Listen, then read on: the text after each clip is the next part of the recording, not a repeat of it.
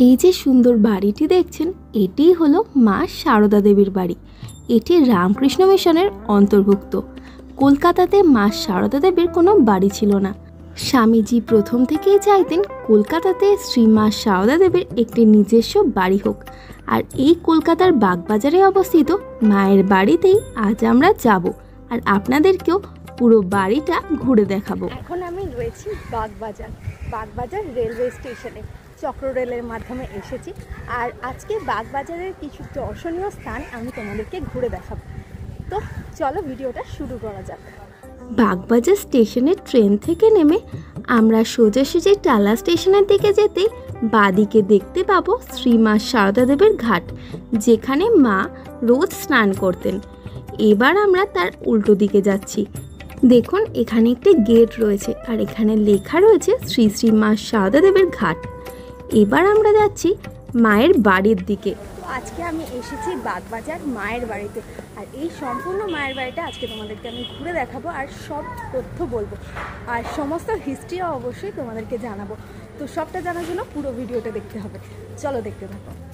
সারদা মায়ের ঘাট থেকে মাত্র 3 থেকে 5 মিনিটের হাঁটা পথে পড়বে মায়ের বাড়ি। আপনারা গুগল ম্যাপ ফলো করে আসতেই পারেন, অথবা আপনারা রাস্তায় কাউকে জিজ্ঞেস করেও আসতে পারেন।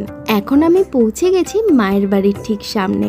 এখানে সাইনবোর্ডে লেখা রয়েছে মাতৃদর্শনের সময়সূচি। প্রতিদিন সকাল 6টার সময় মন্দির খোলা হয়, খোলা থাকে সকাল 11টা পর্যন্ত। আবার বিকেল 4টের সময় মন্দির খোলা হয়, খোলা থাকে রাত 8টা পর্যন্ত। এবারে আমি চলে আসলাম মায়ের বাড়ির ভেতরে। মায়ের বাড়ির ভেতরে জুতো রাখার জন্য একটি কাউন্টার রয়েছে, সেখানেই আপনারা বিনামূল্যে জুতো রাখতে পারেন। মায়ের বাড়িতে প্রবেশ করে প্রথমেই আমি চলে আসলাম মাকে দর্শন করার জন্য মায়ের বাড়ির দোতলায়। এখানে মায়ের ঘর রয়েছে। দেখুন, অসংখ্য দর্শনার্থীরা লাইন দিয়ে মাকে দর্শন করছেন। আবার যাদের দর্শন করা হয়ে গেছে তারা কিন্তু মায়ের মন্দিরের সামনে বসে রয়েছেন। কলকাতাতে মা সারদা দেবীর কোনো বাড়ি না থাকার কারণে স্বামীজি প্রথম থেকেই চাইতেন মায়ের একটি বাড়ি হোক কলকাতাতে, কিন্তু দুর্ভাগ্যবশত স্বামীজি তার ইচ্ছে পূরণ করে যেতে পারেননি। স্বামীজির এই ইচ্ছেটিকে বাস্তবায়িত করার জন্য শরৎ মহারাজ একটি জমি খুঁজছিলেন গঙ্গার ধারে। 1906 সালে ঠাকুরের এক ভক্ত এই জমিটি শরৎ মহারাজকে দান করেন। তারপরে 1907 সাল থেকে এই বাড়ি তৈরির কাজ শুরু হয়। এই বাড়ি তৈরির কাজে খরচা হয়েছিল তখনকার দিনে 11,000 টাকা। 1909 সালে 23শে মে মা এই বাড়িতে শুভ পদার্পণ করেন।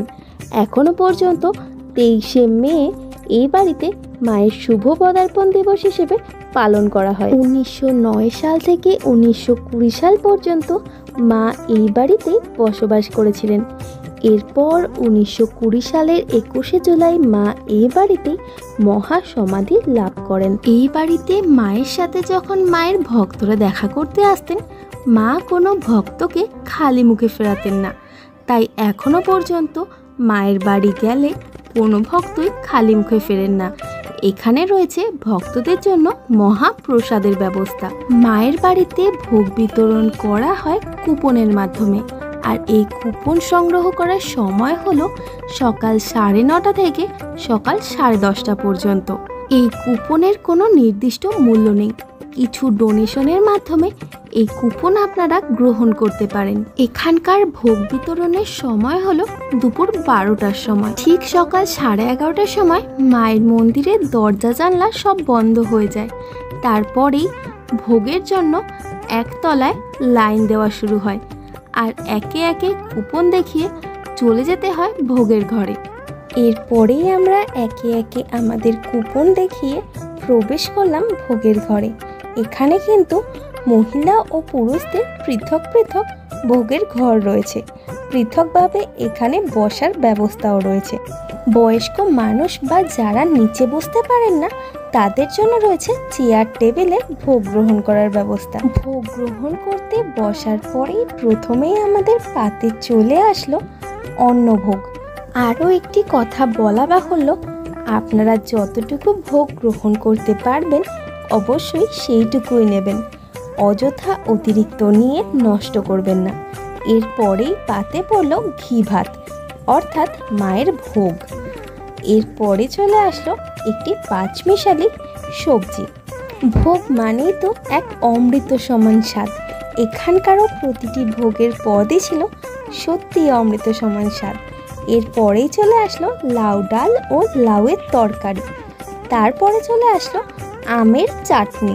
এরপর শেষ পাতে চলে আসলো পরমান্ন, আর আমাদের ভোগ গ্রহণ সম্পন্ন হলো। এবারের মতো আমার মায়ের বাড়ি ঘুরে দেখা হয়ে গেল। আপনাদের কেমন লাগলো জানাবেন। তো আজকের মতো আমার বাগবাজার মায়ের বাড়ি ঘোরা হয়ে গেছে। তো চলো, এই ভিডিওটা কেমন লাগলো আমাকে অবশ্যই বলো, আর ভালো লাগলে অবশ্যই লাইক কমেন্ট শেয়ার করো, চ্যানেলটা অবশ্যই সাবস্ক্রাইব করে পাশে থাকো। আজকের মতো টাটা।